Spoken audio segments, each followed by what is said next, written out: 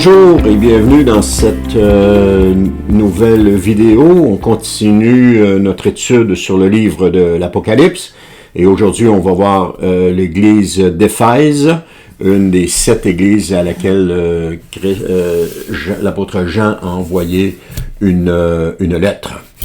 Donc l'église d'Éphèse est la première des 7 églises à recevoir une lettre de la part du Seigneur Jésus, on voit ça dans Apocalypse chapitre 2 et 3.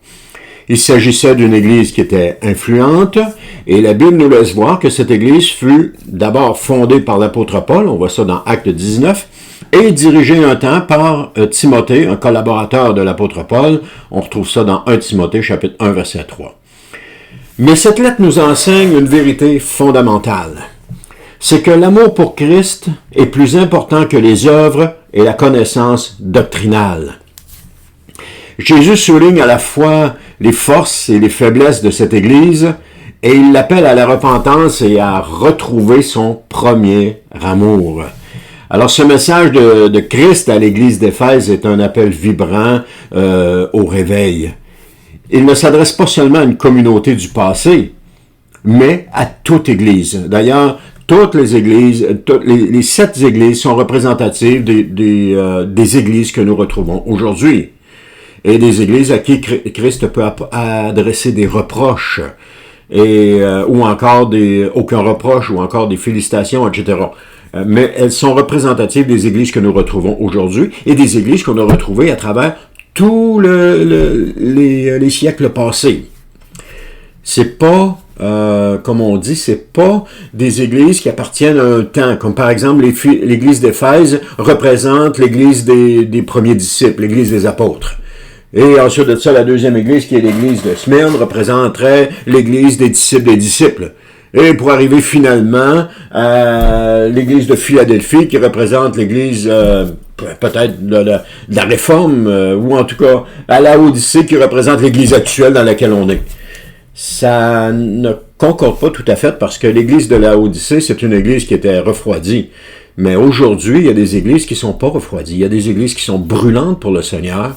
Il y a des églises, oui, à qui on peut adresser des reproches. Il y a des églises qui acceptent les fausses doctrines. Il y a des églises qui acceptent le compromis. Mais il y en a d'autres qui sont brûlantes pour le Seigneur. Puis ils sont pas toutes endormis. Moi, je croyais un bout de temps que, ben oui, on est tout endormi. Regarde, les vierges, elles dormaient toutes, donc on dort toutes. Et l'église de Laodicée, le reproche, c'est qu'on est tiède. Alors, on est tiède, on dort. Mais c'est pas ça. C'est pas ça, mais pas ça du tout. Il y a des églises qui sont encore vivantes, vibrantes pour le Seigneur, qui ont encore un amour sincère pour le Seigneur. Il y en a encore de cela. Mais ce qu'on voit, c'est que c'est pas les plus populaires. C'est malheureusement pas les plus populaires, parce que les plus populaires, elles font des compromis. C'est ça qui est malheureux, elles font des compromis. Mais celle qui ne fait pas de compromis n'est pas populaire, parce que quand elle prêche le péché, ça fait pas plaisir aux oreilles. Ça caresse pas les oreilles, comme nous dit l'apôtre Paul. Ou quand elle prêche la perdition, ça caresse pas les oreilles. Donc, aujourd'hui, ce qu'on voit beaucoup dans le monde, je fais une parenthèse ici, ce qu'on voit beaucoup, c'est que les gens courent après les pasteurs qui vont leur caresser les oreilles, au lieu d'aller vers ceux qui vont leur dire la vérité. Ben, on est rendu dans ce monde, c'est là-dedans qu'on est présentement, mais faut pas céder à cela. Il faut rester attaché à la saine doctrine, et il faut prêcher les choses qui doivent être prêchées, et qui doivent être dites, qui sont conformes à la parole de Dieu, sans accepter les fausses doctrines, ni les compromis dans l'Église. C'est ce que je pense, et c'est ce que la parole de Dieu nous enseigne aussi. Donc, je disais que l'apôtre Jean ou le Seigneur Jésus s'adresse pas seulement à une communauté du passé, mais à toute Église, et à tout croyant dont le feu intérieur s'est refroidi. Cette lettre nous rappelle que le réveil spirituel commence pas par des nouvelles œuvres, mais par un retour à l'amour, et c'est ce qu'on va voir dans cette épître-là. La première chose qu'on va voir, c'est l'identité de Christ. Ça nous dit dans Apocalypse chapitre 2, verset 1, « À l'ange de l'église qui est à Éphèse écrit, « Voici ce que dit celui qui tient les 7 étoiles dans sa main droite et qui marche au milieu des 7 chandeliers d'or. » Jésus se présente comme celui qui tient les 7 étoiles dans sa main droite. Et ça, c'est une image de sa souveraineté sur les messagers ou responsables spirituels des églises. Et cela nous dit qu'il est celui qui marche au milieu des... Et ça nous dit aussi qu'il est celui qui marche au milieu des 7 chandeliers, c'est-à-dire au milieu des églises elles-mêmes. Donc Jésus est présent, Jésus est actif, Jésus est impliqué, et il est pleinement conscient de l'état spirituel de son peuple. Et c'est pour ça que ces lettres aux églises ont été adressées encore pour nous aujourd'hui, de notre vivant, pour qu'on puisse réaliser les choses qui ne sont pas conformes à la parole de Dieu et qui ne plaisent pas non plus au Seigneur Jésus. Parce que le chef de l'Église, c'est pas le pasteur principal ou le pasteur senior. Le chef de l'Église, c'est Christ. Le pasteur qu'on appelle principal ou qu'on appelle senior, c'est un serviteur comme tous les autres. Il n'est pas le chef de l'Église. Et même si on regarde par rapport aux Écritures, je fais encore une fois une parenthèse ici, si on regarde aux Écritures, il est un responsable, il voit au bon fonctionnement de l'Église. Le terme pasteur, qui est employé aujourd'hui pour décrire le chef de l'Église, le humain, ou la personne responsable, n'est pas biblique. Parce que le mot pasteur signifie berger et fait partie des 5 dons ministères.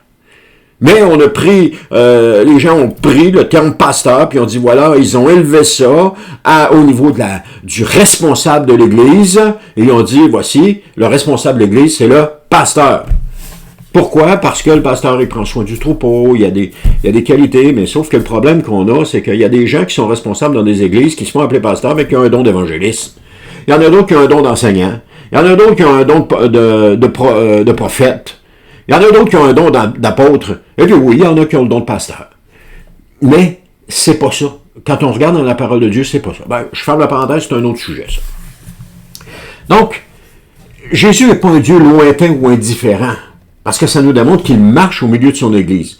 Et cela nous rappelle que Christ connaît parfaitement son Église, ses œuvres, ses combats et ses intentions profondes. Maintenant, les éloges de Christ. Il dit dans Apocalypse chapitre 2, verset 3, il dit « Je connais ta conduite, la peine que tu prends et ta persévérance. Je sais que tu ne peux pas supporter les méchants. Tu as mis à l'œuvre ceux qui se prétendent apôtres et qui ne le sont pas. Pardon, tu as mis à l'épreuve ceux qui se prétendent apôtres et qui ne le sont pas. Et tu as décelé qu'ils mentaient. Tu as la persévérance, tu as souffert à cause de moi et tu ne t'es pas lassé. » Jésus adresse plusieurs éloges à cette Église. Et c'est vraiment beau de voir ça. D'abord, il lui parle de son travail. Un service fidèle, persévérant, actif. Il lui parle aussi de sa persévérance. Elle a tenu bon face aux épreuves. Il lui parle aussi de son discernement doctrinal. Elle a su identifier les faux apôtres et les rejeter. Il lui parle aussi de son intolérance au mal. Elle a refusé les compromis avec le péché.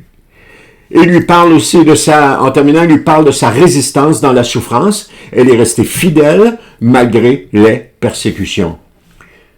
En fait, il s'agit d'une Église solide, bien fondée, engagée et orthodoxe. Mais cette apparence d'efficacité cache un problème plus profond que Jésus va révéler.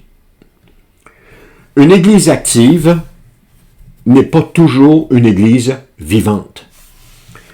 Et de la même façon, le réveil ne se mesure pas d'abord à l'intensité des activités, ni à la popularité, ou encore à l'assistance aux réunions, mais il se mesure par la profondeur de la passion pour Jésus.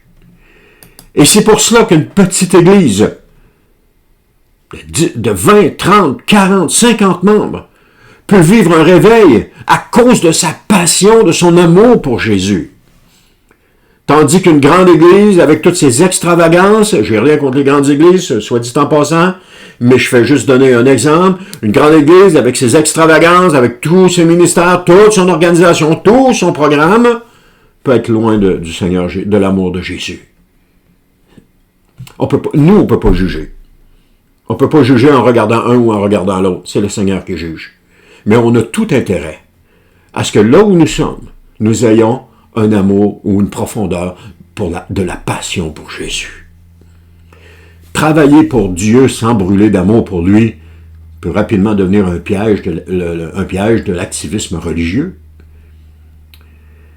Un autre point, c'est le reproche de Christ. Christ parle de l'amour perdu. Il va dire dans Apocalypse chapitre 2, verset 4, il dit « J'ai cependant un reproche à te faire. Tu as abandonné l'amour que tu avais au début. »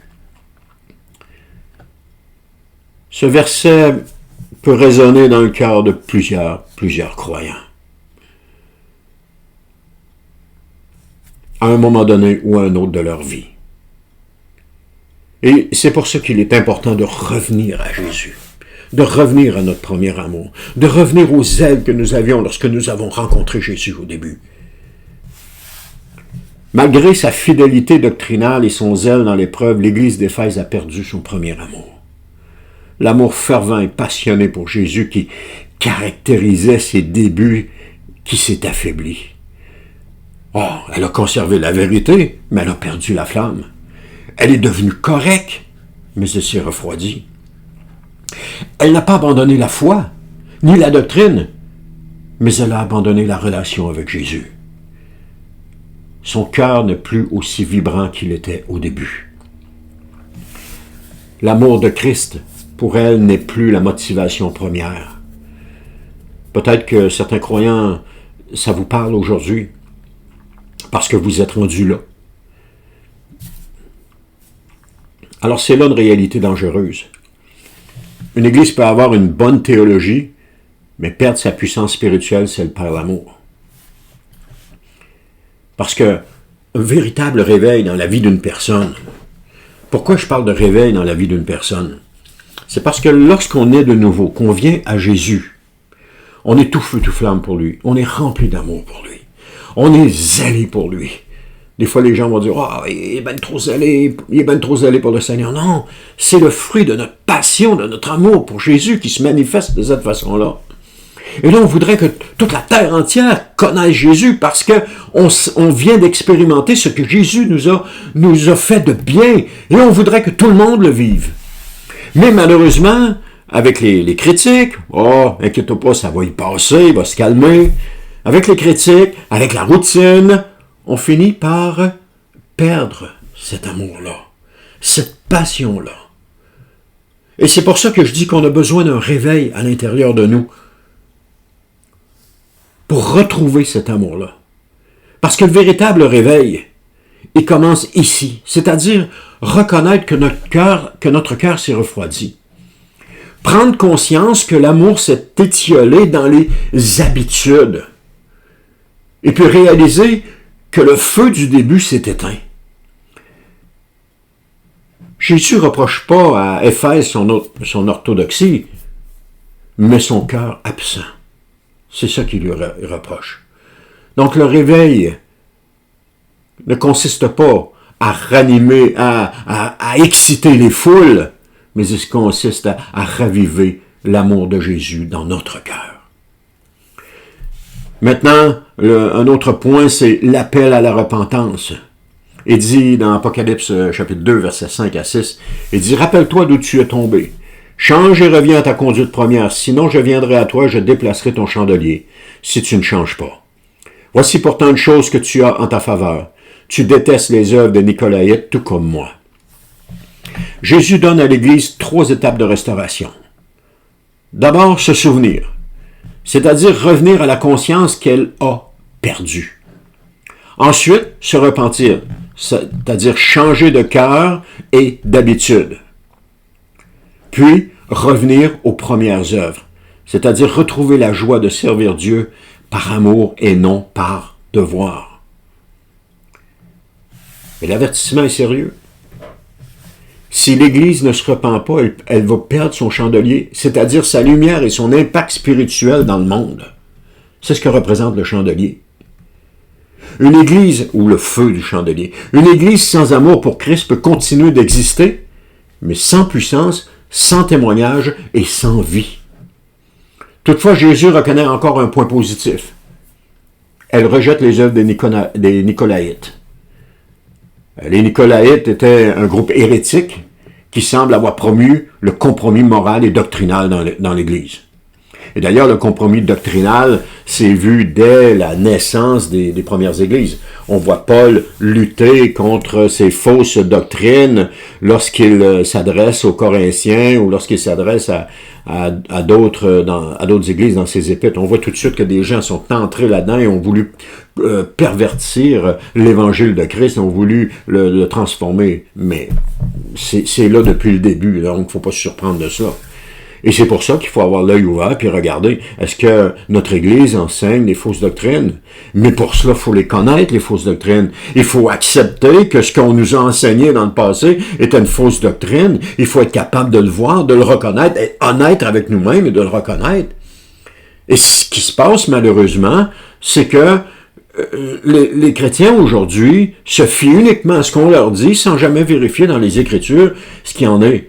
Ceux qui vérifient dans les Écritures s'aperçoivent de la duperie. Ils le voient. Mais ceux qui ne vérifient pas voient rien du tout. Ils gobent tout.